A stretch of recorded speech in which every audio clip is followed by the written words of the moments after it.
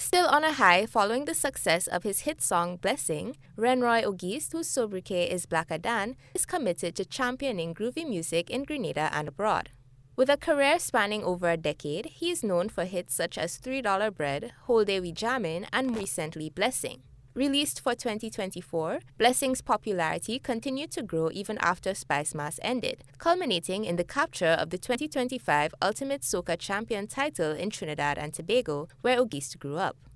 Auguste, who is currently in Trinidad, is disappointed by the cancellation of the competition this year, but he told GBN that he still anticipates a busy 2026. In addition to releasing new music in the lead up to Spice Mass, he is also preparing for the second edition of his show Groovy White.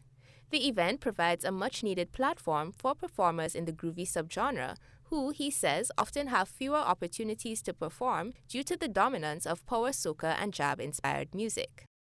Having my show again this year, which was a huge success last year, Groovy White, that's a huge mission of mine, being a champion for groovy music in Grenada. I do my own event because, I try to make a platform for the groovy artists of Grenada because you ain't going to see them on any other shows really and truly other than a Groovy White, more so, they trickle out and they get less booking on the other side of shows and so on.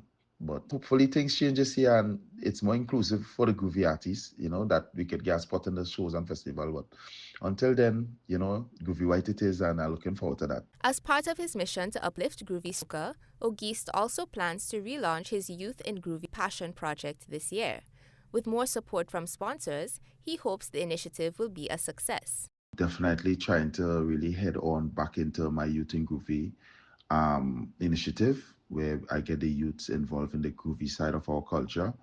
Last year it was a bit difficult trying to get this off the ground, being that we wasn't getting the sufficient sponsors, to really get it going, and also, just the hands on deck, it wasn't really that for me last year, but I'm really trying to have it done this year again because it was something that was done in the past. But we really trying to get it going this year again. In the meantime, Auguste is enjoying significant success in Trinidad and Tobago, despite what he described as the saturation of the market. He explained that the scale of the celebrations and the appreciation shown for Grenadian music provide many opportunities to represent the country. The good thing about Trinidad is that you're able to do a lot of events in one day time. So, we have up to like 9 events a day and so on when the carnival getting closer. It's a joy to represent my island in Trinidad, Greens have it in Trinidad this year, Grenada. All the artists is doing well, that came from Grenada to Trinidad. So, it's a good way to represent our island. Among the competitions, we seem to stand out. And I'm really happy that, we could represent the 473 in that way. Reporting for GBN News, I am Deidre Seeley.